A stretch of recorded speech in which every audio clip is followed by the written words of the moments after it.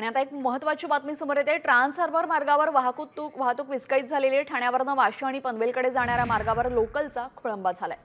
Local सेवा विस्कळीत झाल्याने चाकरमान्यांचे मात्र हाल होत आहेत। पाऊस आणि वादळी वाऱ्यामुळे लोकल उशिराने धावत असल्याची रेल्वे प्रशासनाची माहिती आहे।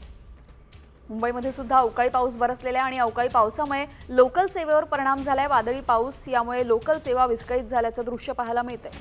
ट्रान्स हार्बर सेवा विस्कळीत झालेली आहे।